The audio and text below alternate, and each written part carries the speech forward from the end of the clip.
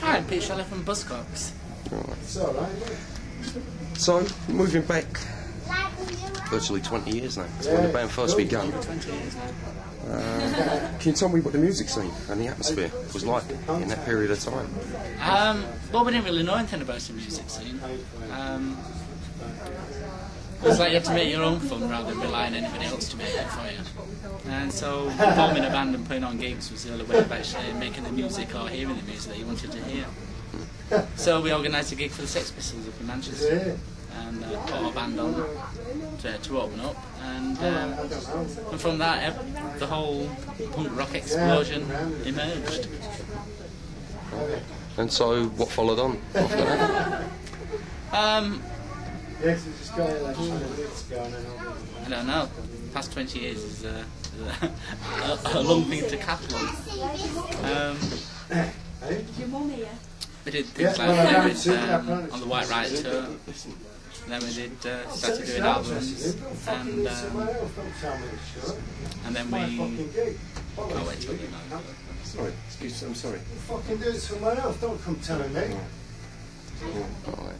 So, assuming people who get to see this know nothing about punk and know nothing about what's going on this weekend, how would you explain that to them? I wouldn't try. I'd be wasting my time. As in what respect? Well, if they've no idea what's been going on over the past 20 years, and they've no idea, I'd have no point of contact with them. It'd be like we're going in the time machine and going back to the time before the English language was speaking something. Just an impossible task, really, trying to explain. But it's basically about people making music that they enjoy doing. Okay. So can you tell me sort of how and why you actually got involved in punk rather than any other form of music? Well, it wasn't a form of music when I got involved in it. It was just an attitude which enabled you to be able to make music, or enabled you to do what you wanted to do. Whether it be in design clothes or make or design album sleeves or whatever, or even make videos. It was just an attitude of I can do it. I've got the means at my disposal. In the same way that video cameras revolutionised the way that people actually approach making film. The whole idea with punk was that people had the means of production, and so that just led to people being able to be creative and experiment with what they wanted to do. So it didn't start off as being a form of music. It tended to centre around bands who wanted to do fast pop songs,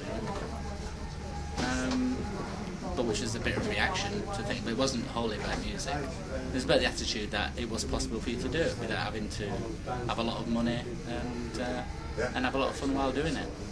So it was like, let's hold the show right here. Okay. Alright, so what were your aims and ambitions as a band?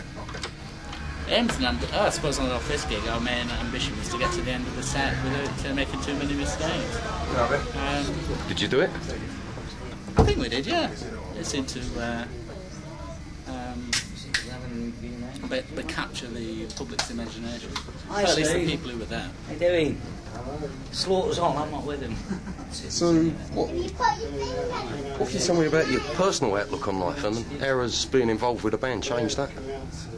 I suppose it's clouded every aspect of my life. I don't know, it's hard to think what I would have done otherwise, because that's a what-if question. I just see the way that things are with me, and it's just what I'm used to doing now. So, do you think that punk actually changed anything? Yes, I think it did. What? Everything, basically. Made it possible for there to be an independent music scene, independent labels and distribution, even though it's just become a distribution now. Changed the way in which it's been so assimilated into everyday life that it's hard to see what it was like. It was like saying, did World War II do anything? I suppose it did, but it's hard to see what, it's hard to imagine what the world would be like without World War II. Even though you may not be able to, you can't hear the Blitz at the moment. but the repercussions are still going through in the just general attitude. And the fact people are more able to actually express themselves through clothing in a way which was quite unheard of in those days. If you had short hair and tight trousers in the mid-70s, you were seen as being, you could stop traffic, you know, people would walk past and turn around and point, you know. But now, as members of the audience will be able to attest, you can do anything you want to yourself and wear anything you want, or as little or as much as you want. So, how much did image play a part of punk? Well, I suppose the main way that people first got the first taste of punk, or first exposure to it, was solely through image. It was so small, a group of people who were first involved in it, that it wouldn't have had even an effect even if they told their best friends and their best friends had told them. So mainly people just read about it in the papers and they made up their own minds about it. So I suppose it became successful, and actually its inevitable decline and transmutation was all due to different images, but rather than it being anything from what was started off. I mean, I think it was more rumour than anything else. It was a big rumour what happened in the 70s. It was all done with mirrors. So how much myth is there involved with punk now regarding 20 years ago? About as much as with Robin Hood, really. The same kind of things, you know, people robbing from the rich to give to the poor. It's all... It's hard to separate myth, because some of the myth actually gets believed in the end. It becomes easier just to say, yes, that's what it was like then. It was a very hot summer in '76. I don't know what that had to do with it, but I mean, that is one of the facts that you can... It was when the word drought first started appearing in the British language. Alright, so there's a lot of different versions and myths and tales of how and where punk came from. To you, where did punk come from? A little old lady in Dorset sent me a note saying, check this out. Did you get that much?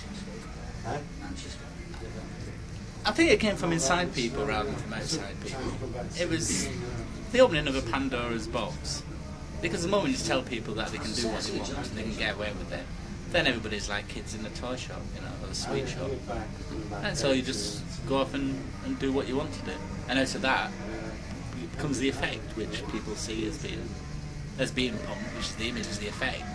But really, the punk thing was the actual, they're taking the lid off. And actually going, yeah, you can do it. And it doesn't matter if you can't play it.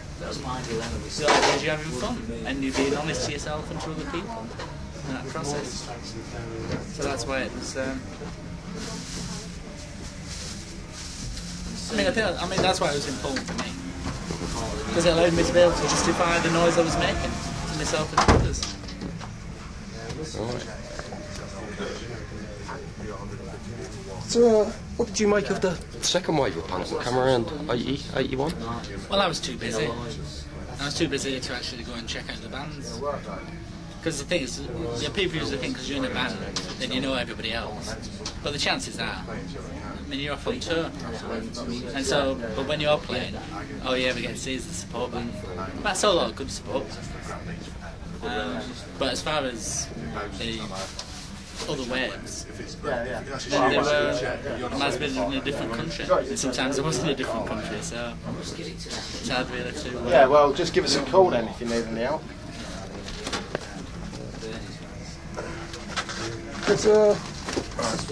To you personally, what's the best thing that punk expressed at this place? Just give us a call if you need any help.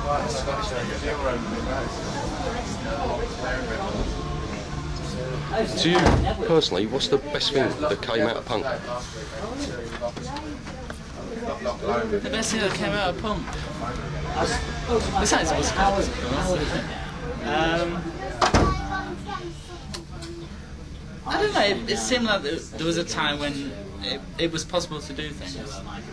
I think the biggest surprise about punk was that we actually got away with it. And it was actually showing that there isn't a law against doing what you want to do.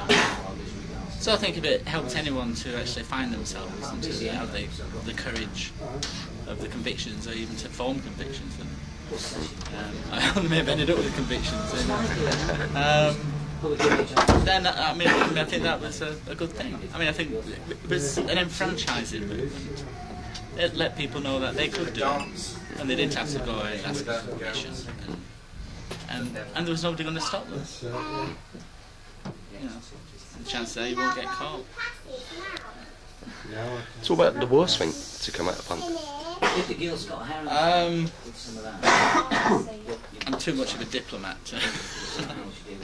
Not specific bands, but I mean, is there anything bad that really came out?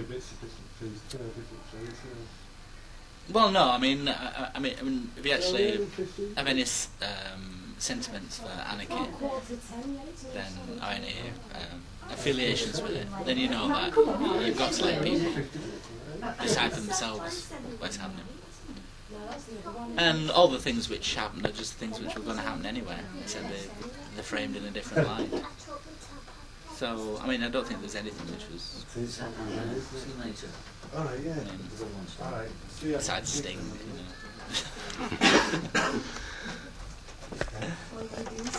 know. To you, what does punk mean? It's one of those four-letter words that you can say in polite company these days. In '76, I suppose it was seen as a swear word. I mean, it's funny because there was a lot of discussion at the time by the thinking music journalists about whether or not punk was the right term for it. After a while, punk got ditched, and new wave seemed a better label. It's like all labels, you know, they're stuck on and they're peeled off as well. Do you think labelling was a big part of punk? Well, I think labelling's a big part of life, really. I mean, the moment that somebody gets into a box, then they can generalise. I think that's why punk actually broke off into being a new wave. Because there were too many things to try and generalise, and you couldn't make the generalities between like Susan the Banshees and the Pistols and the Clash. Right. Even 13-year-olds like that. Can you see a future for punk rock now, moving into the 21st century? It's like I say, there's a future for people. But I mean, it depends what you mean by punk rock. I think it's quite an established form of music. I mean, it's had more interest over the past 20 years than perhaps like rock and roll did in the 70s, which was a similar kind of time period. I mean, it's 40 years since Rock Around the Clock, and but at the time when punk was going, it was the brand new hip sound on the streets. I think it will change. It has changed. The definition has changed. The definition of dance music has changed. In the 40s it was Glenn Miller, and then it changed over to being in the 70s it was John Travolta and the Bee Gees. You know, it's all sorts of manner of delightful nonsense. But I mean, it's still dance. You know, it's still seen as being dance music.